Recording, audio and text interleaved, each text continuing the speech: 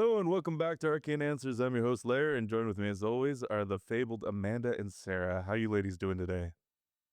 Doing well. How are you? I'm doing great.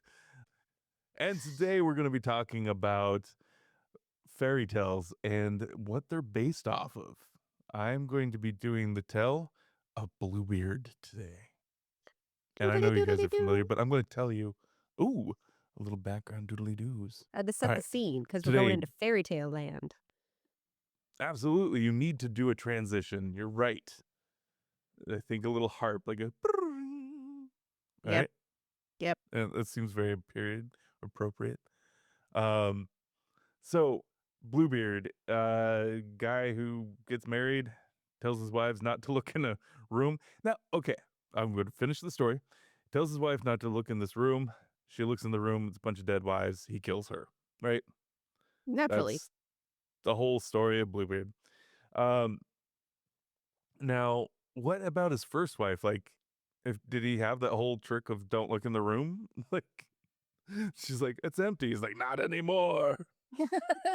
It's where he kept his porcelain dolls and he didn't want her to know his secret. Don't look at my creepy I don't doll know, but collection. so there's a tangential link, like off on a tangent, off to the side. There's this guy named Gilles de Rais, and not Gilles. Oh, I forgot It's how to French. pronounce it No one already. can pronounce it. I'm gonna go with Gilles de Rais anyway. He was a French nobleman and a companion to Joan of Arc, not like physical companion, but like wartime companion, like companion in arms. Yes. Yeah, of Joan of Arc during the 100 Years' War, and so he's doing his thing, right? And he gets kind of a little kooky, like Isaac Newton. Towards the end of his life, he kind of got into alchemy. Mm-hmm. Oh, who Yeah, doesn't? so let's say you were looking for the Philosopher's Stone and you're some rich aristocrat in France and you're like, you know what?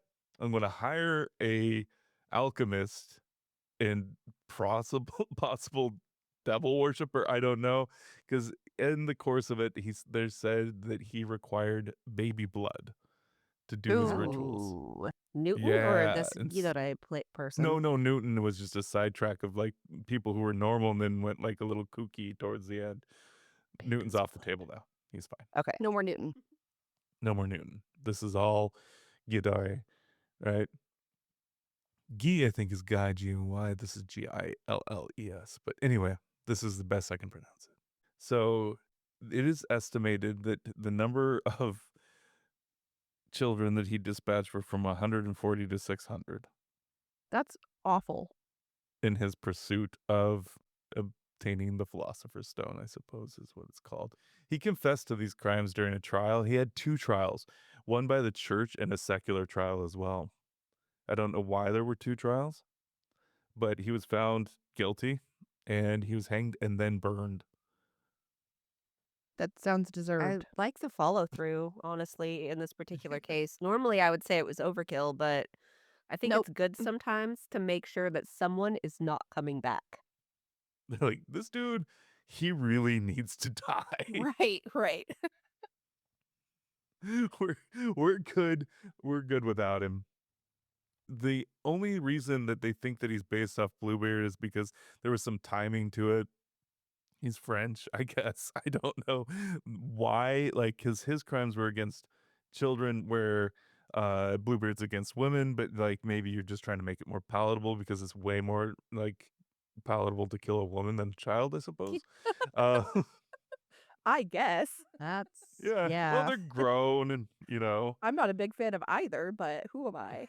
Well, and on a darker side note, he could have had a preference for you know, teen girls or tween girls. Ugh.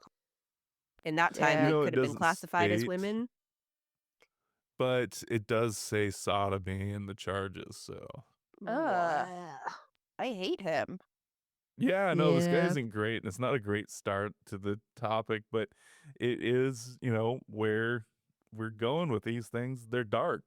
Yeah. Fairy tales are not light. I mean, I almost went with the Little Mermaid, which was like a homosexual love letter to a guy from Hans Christian Andersen, but Mm-hmm. um, I wasn't sure I was equipped to handle that. Like, That's I don't fair. know what to talk about there.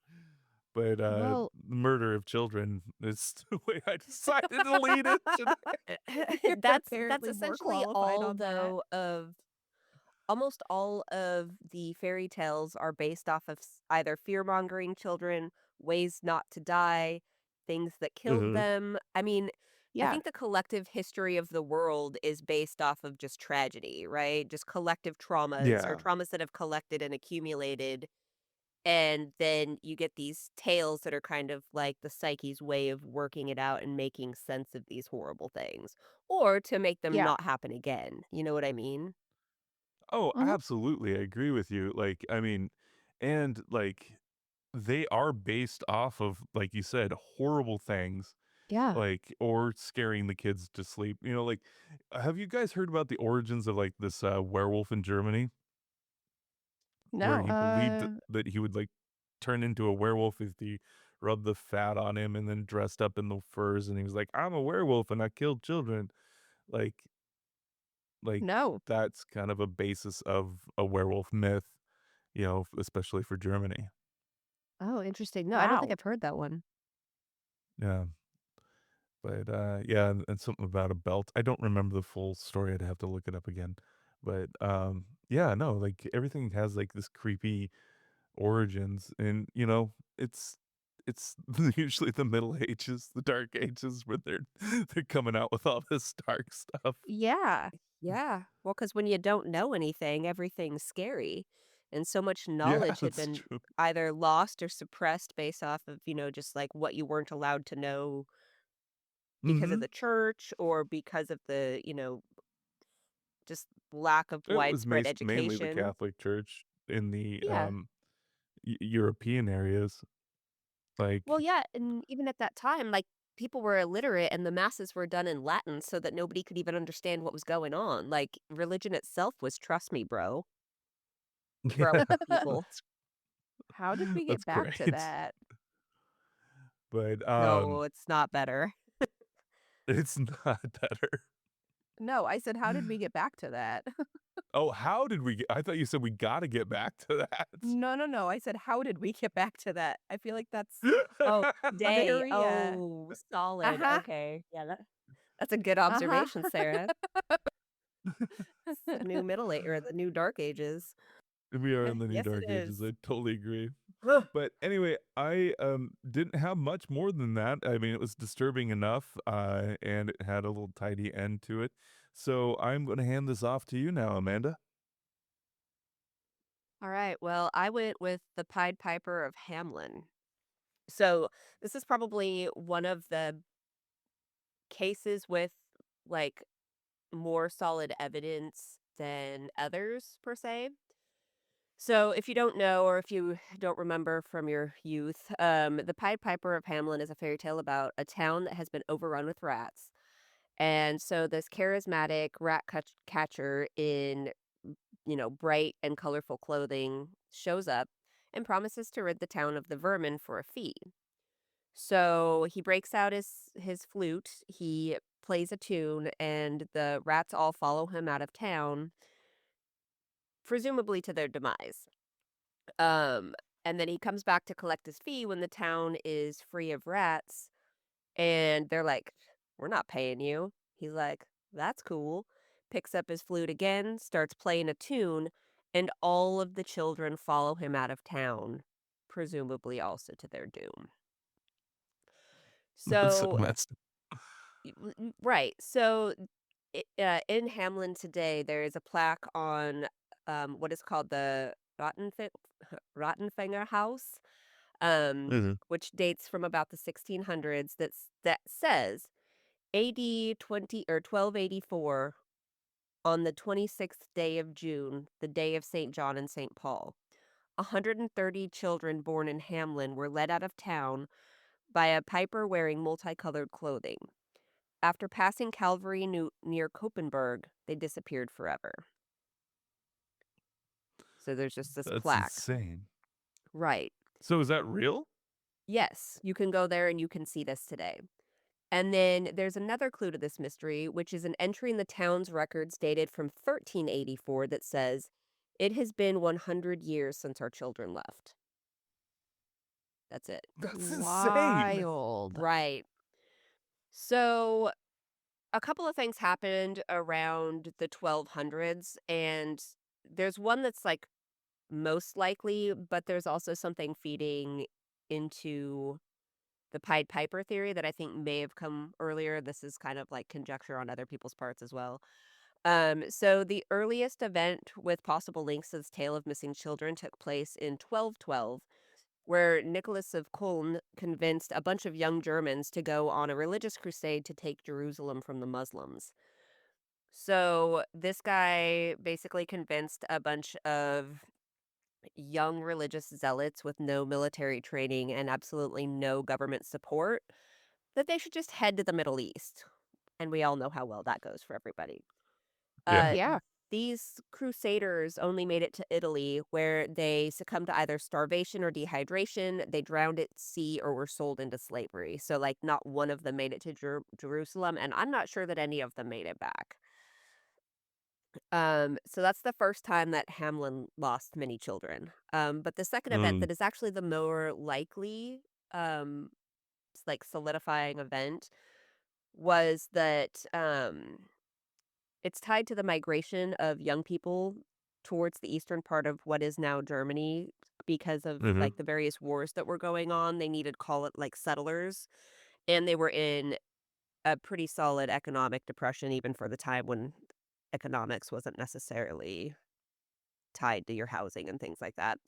But anyway, so the thought that the Pied Piper might have been like some sort of recruiter. So they would dress up in bright clothing to gather the attention of people, and then they would convince people to go to these far off lands. Who knows what they were promising?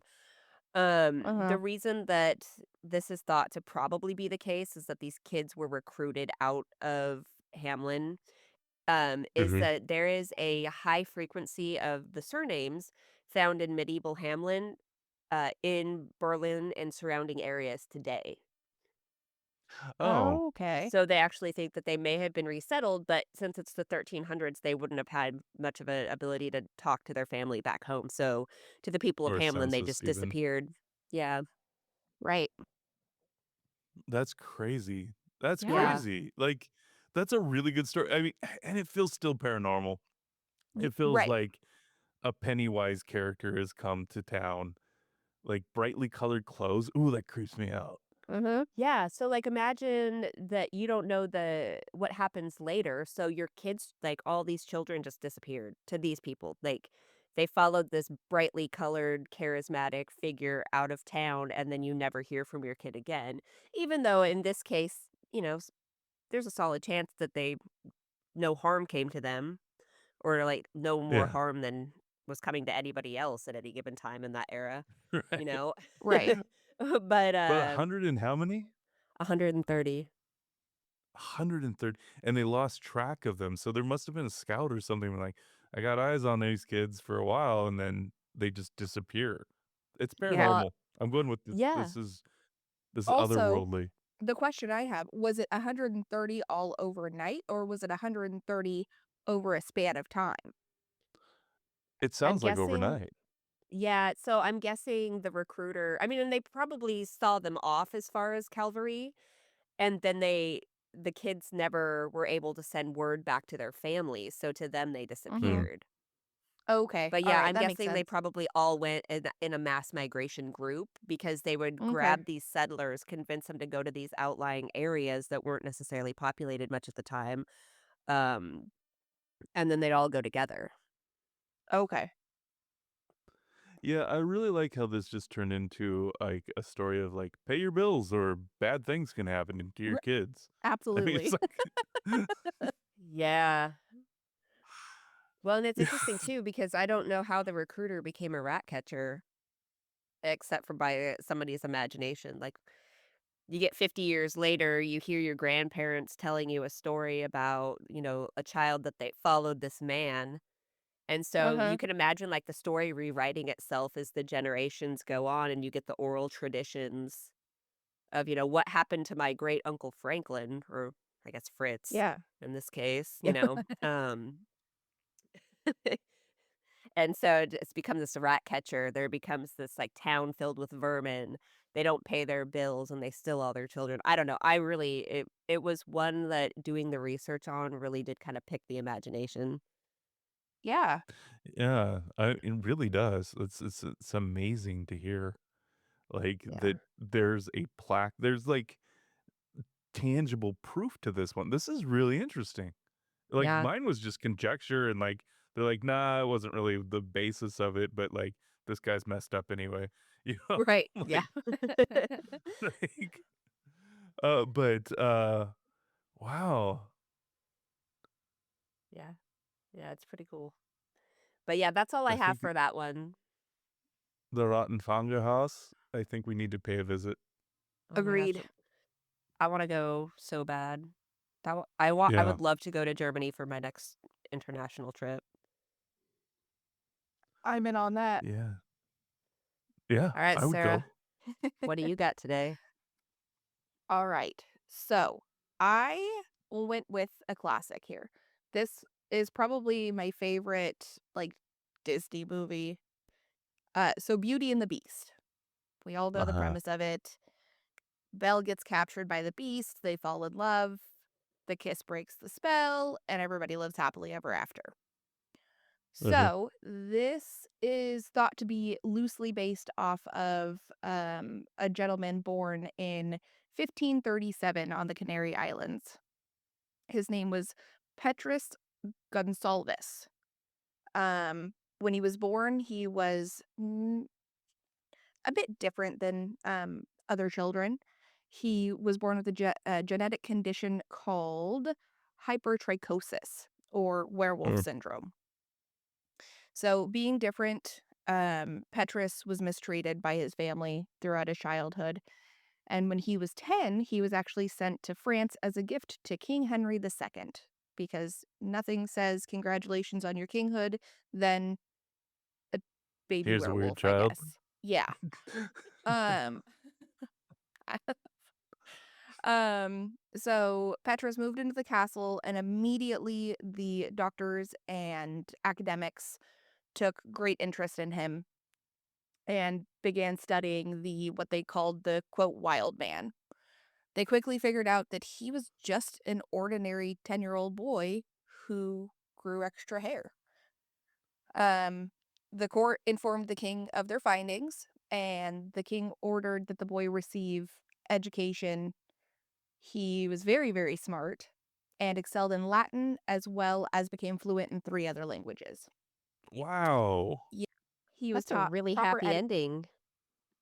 Yeah. we're not even all the way done, but this is a good start. So he was also taught proper etiquette and became a frequent presence in the court. So he was brought on and was allowed to do all the social stuff along with the rest of the king's court. Unfortunately, in 1559, King Henry II died and his wife Catherine took over. Um, some sources were like Catherine loved Petrus and wanted him to be happy, and others said that she was the epitome of the Wicked Witch from the fairy tale. She decided she was going to arrange a marriage for Petrus to a woman whose name was also Catherine. So, Petrus's soon-to-be wife, Catherine, was not told of Petrus's condition. But despite this, the couple seemed to fall in love, and they were married for almost 40 years. The couple did have 7 children, 3 of which were born without the genetic condition, and 4 took after their father. The family became an attraction in the court and were referred to as the Wild Family and spent the Oh, rest of come their on. lives kind of touring around France. Well, I guess it does have a happy ending, so that's nice. Right. Except for the Yeah. fact that their curiosity still. Yeah. Yeah, I Yeah. mean, but at the same time, at that time, you were more likely to be, abused and murdered had he not been picked up by Mhm. the court. Yeah. And so for the time period in the context of that, like that's a pretty good ending. I mean, It's true. I do miss the part where, like, she walks around singing about how much she hates her town in life. Yeah, there was no, inanimate objects that came to life or anything like that, which would have been cool, but, that's where the him being taught proper etiquette comes in. He apparently had, one gentleman in particular that would teach him the etiquette, and they like to liken him to what is his name? Lumiere, the candlestick oh Oh, guy? yeah, yeah. oh, that's cute. So, all in all, pretty good ending for the real life Beauty and the Beast. So that is cool. On a side note, that has nothing to do with this other than it made me think of Bigfoot, and Bigfoot made me think of the Cryptozoological Museum Okay. has moved from the Oh. train stop area in Portland to Bangor. Oh, of So course it did. it's a better location, I guess, and so I'm excited to go down and see the new one. Yeah. Yeah. All right, and that's all we have for today. Thank you and have a good night. That's not what we say. Bye. Bye. Bye.